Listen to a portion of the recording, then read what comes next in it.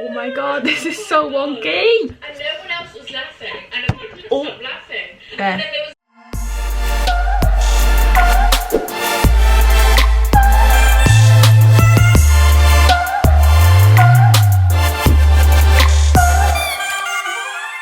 Hello, welcome back to another video. I just want to start off by saying I hope everyone's well.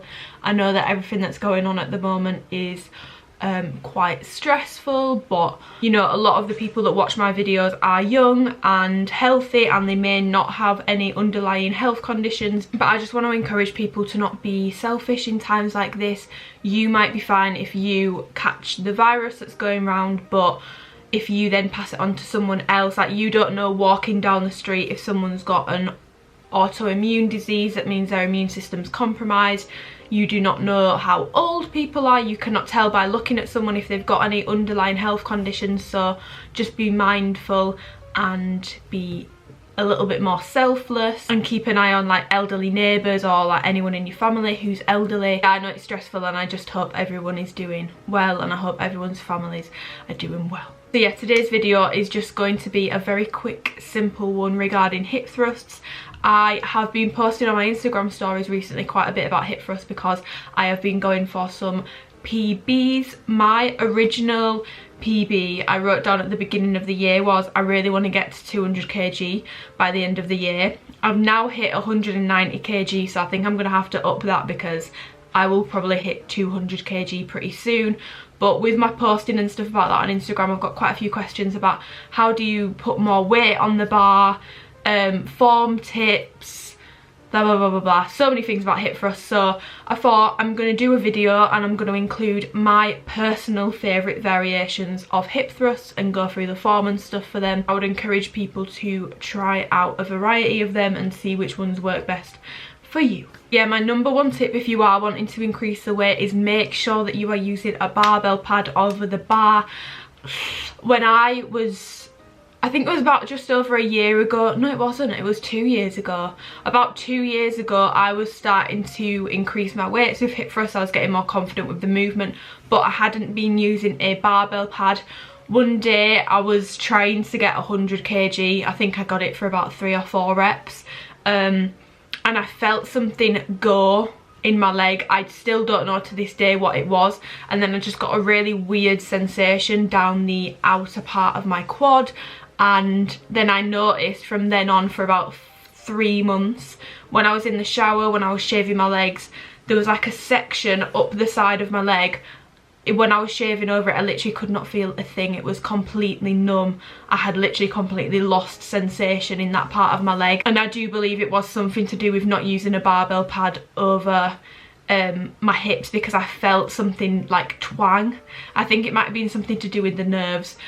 But yes, you also don't want to bruise your hips really badly, so if you are going heavier or even if you're going lighter, use a barbell pad to protect your hips, trust me. I use the big coloured plates. I'm from the UK and I appreciate that other gyms in other countries, like, they have different looking plates and stuff. I go to a pure gym, I use the coloured plates, so I use the coloured 25 plates to get the bar to the right height, and then I will use the black plates. So a black 25 kg plate is not as big, it's not as tall, it's not as wide, it's not the same size basically, it's a bit smaller in circumference than the red 25 plate. It still weighs the same, it's just smaller, which means that when you're loading the bar you can literally just wang that on and you're not going to have to consider it being awkward, because you've got to then kind of like lift the bar to get the weight on. Another tip is if you get a 2.5 kg plate or even a 1.25 kilogram plate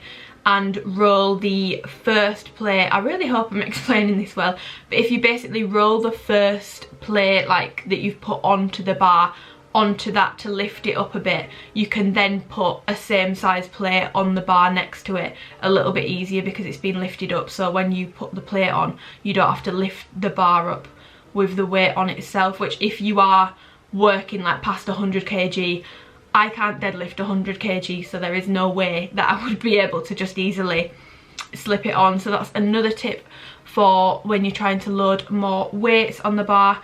As for the setup, because some people find it quite difficult to set up, I recommend using either an incline bench or the plyometric boxes that a lot of PR gyms have and a lot of gyms have in general. For me personally, the standard benches at PR Gym are way too high. I find them quite uncomfortable, so I use an incline bench and I faff around with the adjustments until it feels right for me. Basically want where your bra would sit to be the point at which you're hinging against the bench when you're doing the hip thrusts. So find something that's the right height to work for you, because it will be different for everyone depending on how tall you are and stuff like that. When you've got the bench right, then make sure that you are using the bigger plates so that it's the right height and you can easily roll it over your thighs, and yeah, just go from there. So they would be like my setup tips and just a few tips on loading weight onto the bar and stuff like that, because I do get asked about it quite a lot. I'm now literally just going to jump straight into my favourite variations of hip thrusts. So the first one, and the one I'm by far strongest on, is the standard barbell hip thrust. You can do this 2 different ways. My preferred way is to make sure that I keep my chin tucked throughout the movement. So I'm literally like giving myself a double chin the entire time. I bring the weight upwards and you almost like, I'm literally trying to do it on the chair now, like so weird. But you basically like scoop.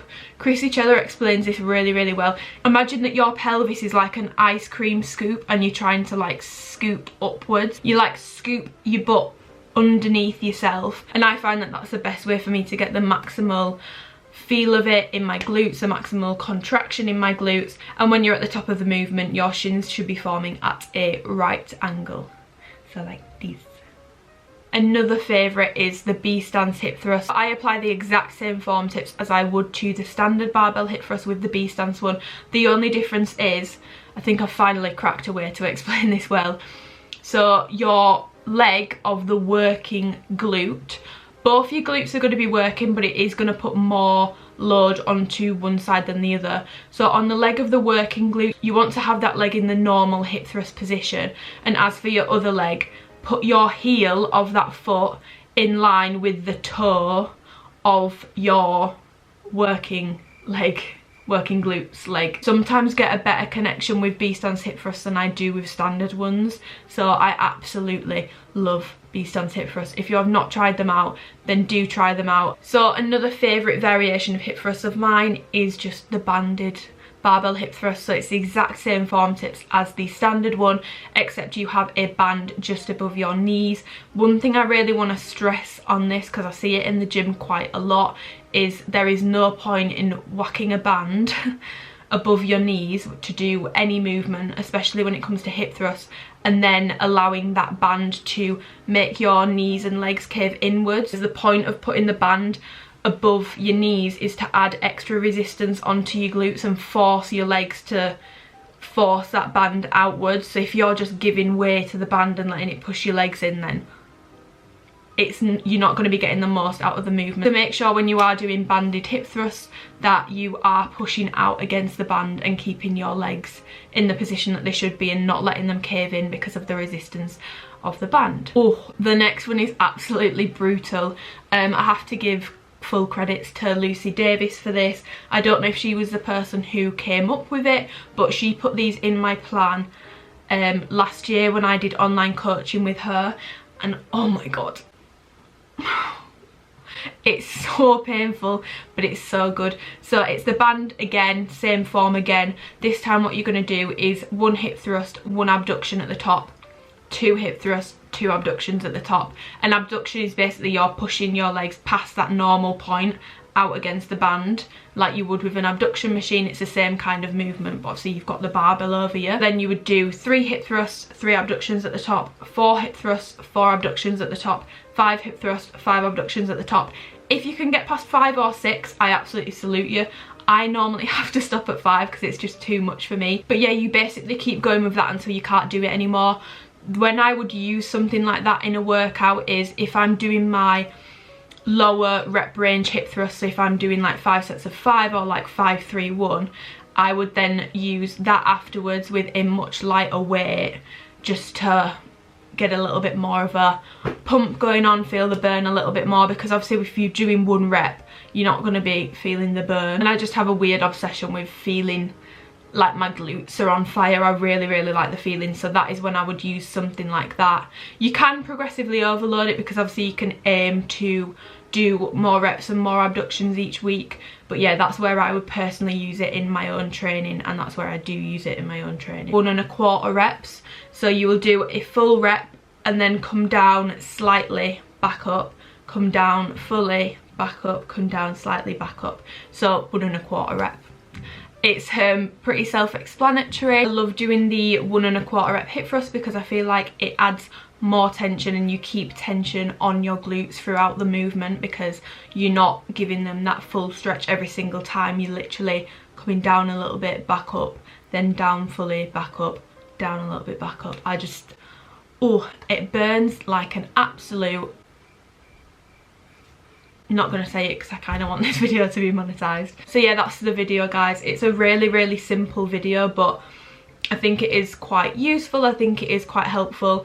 And also, if you are concerned about the virus and not wanting to train at the gym, I know there has actually been talks about gyms closing whilst this is going on. So if your gym does close, do not stress. It can take quite a while for you to lose the progress, so please do not stress about it. And there is always the option of home workouts. And all of the hip thrust variations that I've just shown you, you can do these without the bar. You could do these body weight, you could do these banded, some of them are banded.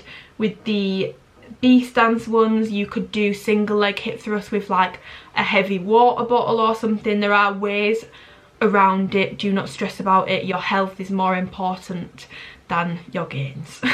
At the end of the day, your health is much more important, and the health of those around you and the health of complete strangers who may be around you, I'm sure we can all agree, is much more important than your gains. Subscribe if you haven't already and you want to. Follow me on Instagram, and yeah, I think that's it. Stay safe, and I hope you are all well. Bye.